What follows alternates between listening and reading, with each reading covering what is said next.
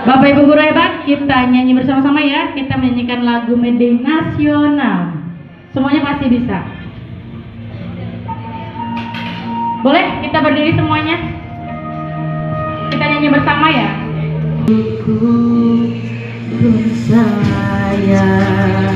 Saya pergi jauh, tidak akan hilang. Hanya aku yang ku cintai.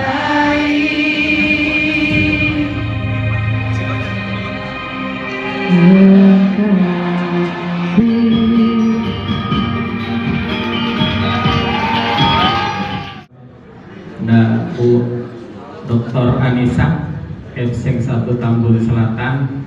Ya, ada Bapak Ibu peserta PM.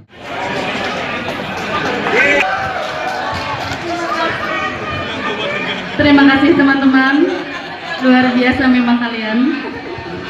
Mohon izin Bapak. Assalamualaikum warahmatullahi wabarakatuh.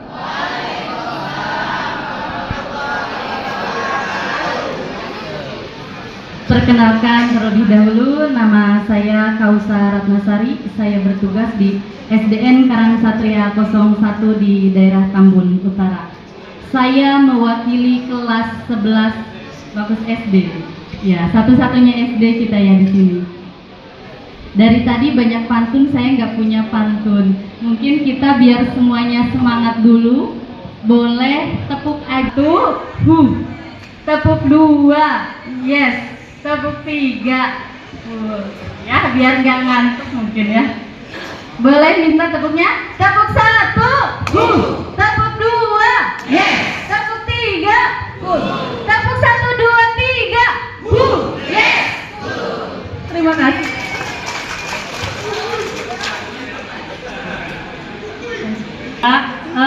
Saya mewakili kelas SD di sini, mengangkat dengan judul dengan pembelajaran mendalam, guru kreatif, siswa aktif, belajar jadi asik.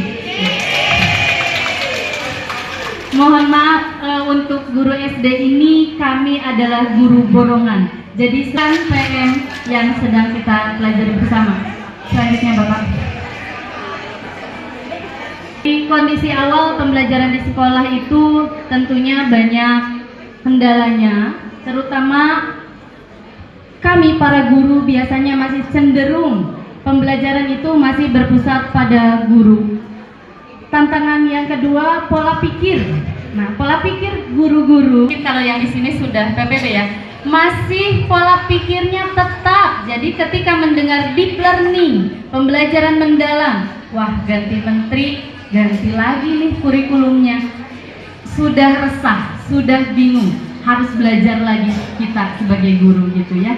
Itu karena pola pikir yang masih tetap. Jadi yang terakhir, proses pembelajaran juga masih dalam proses hanya memahami saja. Itu latar belakang. Dihadapi kondisi siswa beragam, mohon banyak yang menengah ke bawah, sehingga dengan kondisi tersebut berangkat dari rumah, kemampuan anak-anak beragam, gaya belajarnya pun beragam, maka kami guru SD. Lalu dengan teman sejawat yang pola pikirnya masih tetap mungkin ya, untuk mengikuti PM gitu ya Bapak Ibu, terutama di negeri.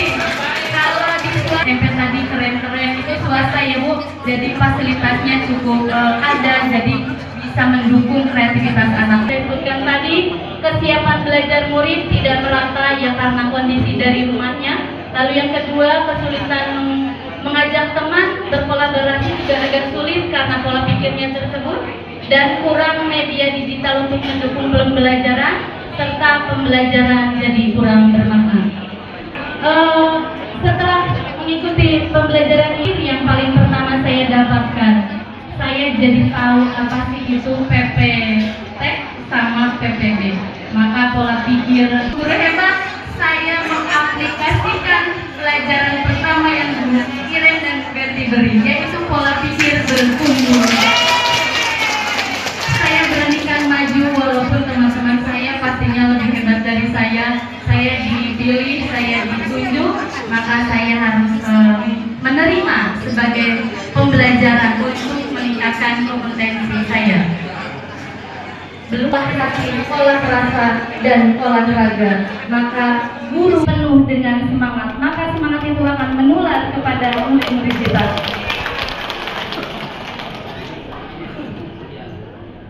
Setelah saya belajar di PM ini, saya juga mulai menerapkan pembelajaran mendalam yang saya hafalin terus 8334 ya ibu-ibu hebat.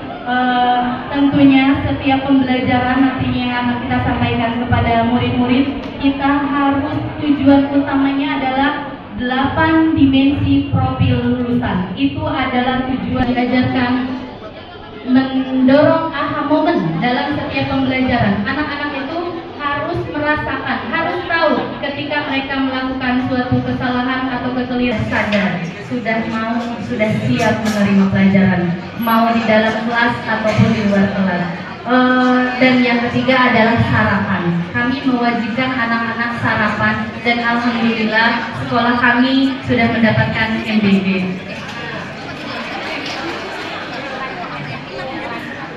Praktik baik 3. Alhamdulillah dari kegiatan tersebut semua adalah praktik baik yang sudah sedikit banyak saya lakukan di sekolah.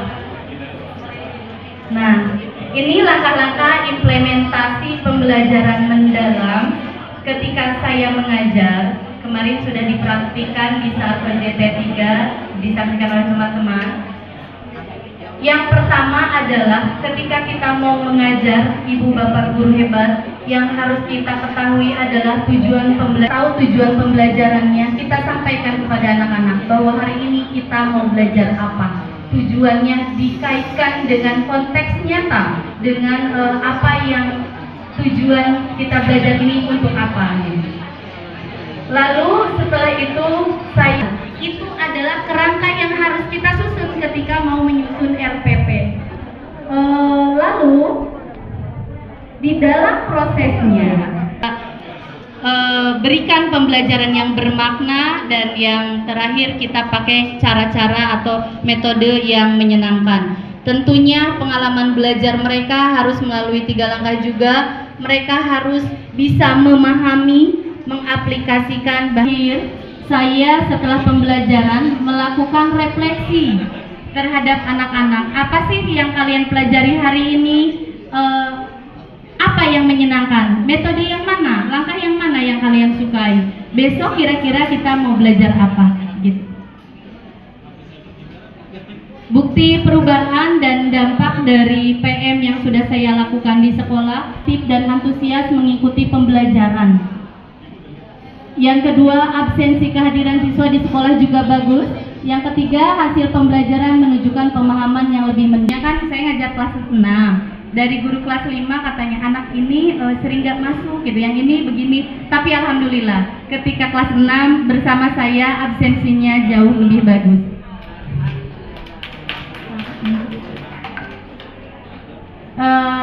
Terlihat juga dari nilai asesmennya. Sedikit melalui yang terakhir, terbentuknya budaya kerjasama dan tanggung jawab dalam kelompok sudah terlihat. Refleksi murid.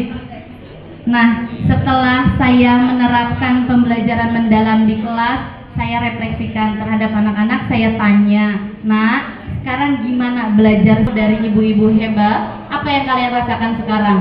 Mereka menjawab, belajar sekarang mereka sudah berani maju, berani tampil, berani melakukan, dan merasa dihargai. Karena setiap apapun yang mereka lakukan, saya beri pujian, saya semangati, saya motivasi.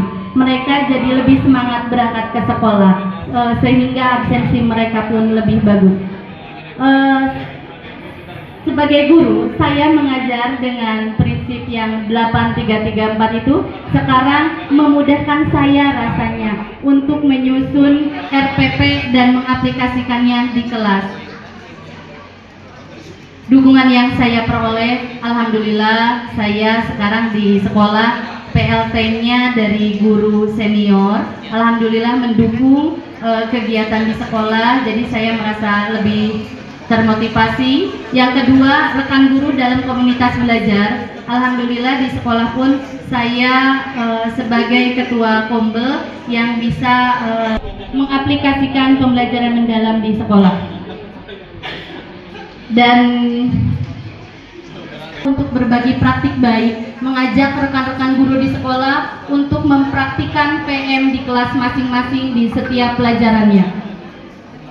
Kedua, mengembangkan praktik PM ini ke semua mata pelajaran. Jadi pembelajaran mendalam harus disampaikan dengan sepenuh hati dalam setiap prosesnya, karena apa yang disampaikan dari hati lebih mudah dirasakan dan dipahami oleh peserta didik. Keseriusan, empati, dan komitmen guru dalam membimbing siswanya. Ketika guru mengajar dengan hati pada perubahan sikap serta cara berpikir mereka. Terima kasih atas kesempatan yang sudah diberikan oleh teman-teman saya dan Ibu Pasir. Kurang lebihnya saya mohon maaf. Insya Allah ilmu yang saya dapatkan akan saya terapkan dan saya bagikan ke teman-teman.